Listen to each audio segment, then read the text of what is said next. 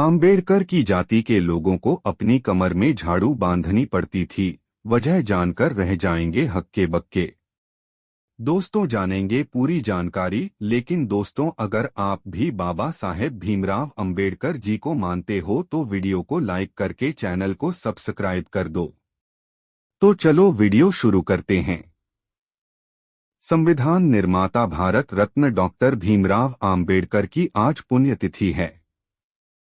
महापरिनिर्वाण दिवस के अवसर पर देश दुनिया में आम्बेडकर के अनुयायी उन्हें याद कर रहे हैं।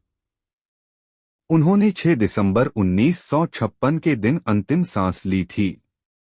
आम्बेडकर ने देश में व्याप्त जाति व्यवस्था का विरोध किया और इस व्यवस्था से तंग आकर बौद्ध धर्म अपनाया।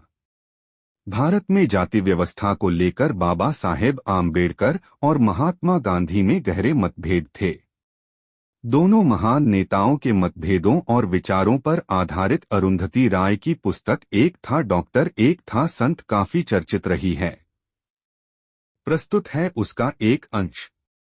जाति की उत्पत्ति के बारे में समाजशास्त्रियों द्वारा बहसें होती रहेंगी, लेकिन इसके सांगठनिक सिद्धांतों को समझना मुश्किल नहीं है, जो ऊंच नीच, जाति अधिकारों और कर्तव्यों के रपटते मापक, पवित्रता और मलिनता पर आधारित हैं, और जो तौर तरीके पहले थे और आज भी हैं, उन्हें आज भी लागू करने के लिए विवश और बाध्य किया जाता है। जाति के पिरामिड की चोटी पर बैठे लोगों को पवित्र माना जाता है और उनके बहुत सारे विशेषाधिकार हैं। पिरामिड के तल पर बैठे लोगों को मलिन, प्रदूषित माना जाता है। उन्हें कोई अधिकार तो नहीं है, लेकिन ढेरों कर्तव्य जरूर हैं।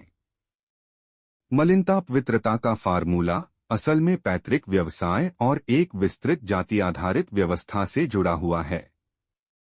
आम्बेडकर ने 1916 में, उस समय उनकी आयु मात्र 25 वर्ष थी, कोलंबिया विश्वविद्यालय के सेमिनार के लिए एक पेपर लिखा जिसका शीर्षक था भारत में जातियां।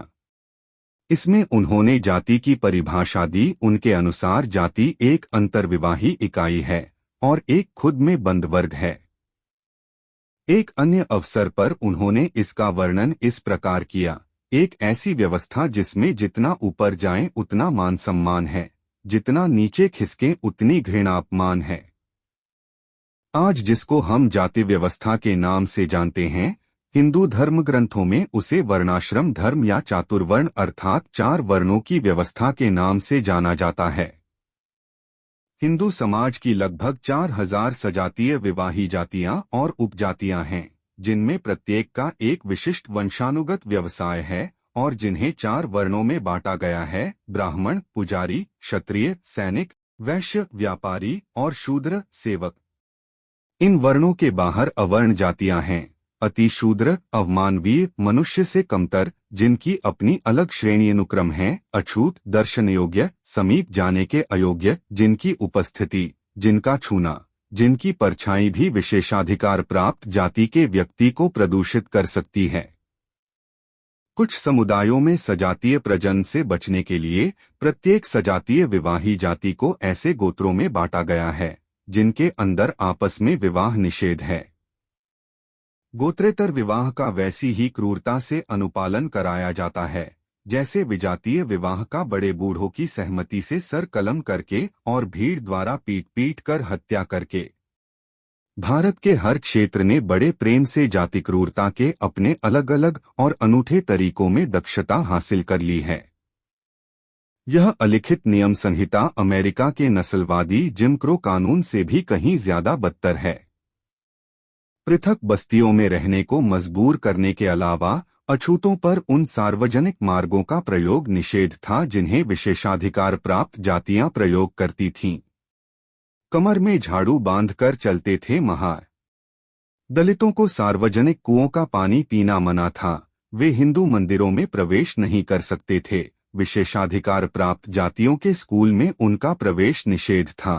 उन्हें अपने जिस्म का ऊपरी भाग ढकने की मनाही थी। हर प्रकार के कपड़े पहनने की उन्हें स्वतंत्रता नहीं थी।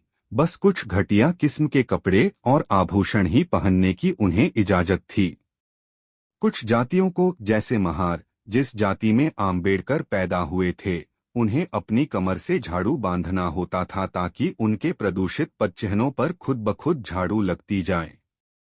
अन्य को अपने गले में मटकीनुमा थूकदान लटकाना होता था ताकि उनका थूक जमीन पर गिरकर जमीन को अपवित्र न कर दे। विशेषाधिकार प्राप्त जातियों के पुरुषों को अछूत महिलाओं के जिस्म पर अविवादित अधिकार हासिल था।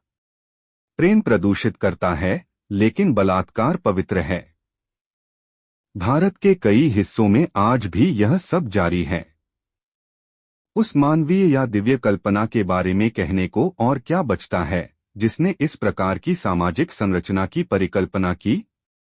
जैसे वर्णाश्रम का धर्म अपने आप में काफी नहीं था, इसके साथ ही कर्मों का बोझ भी लाद दिया गया।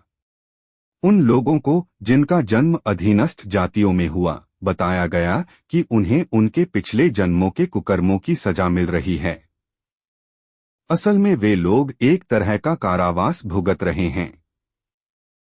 यदि उनके द्वारा अवज्ञा या अवमानना हुई तो उनकी सजा में वृद्धि हो जाएगी, जिसका अर्थ होगा पुनर्जन्म का एक और चक्र, फिर से एक अछूत या शूद्र जाति में। इसलिए बेहतर यही है कि वे अपनी सीमाओं में रहें।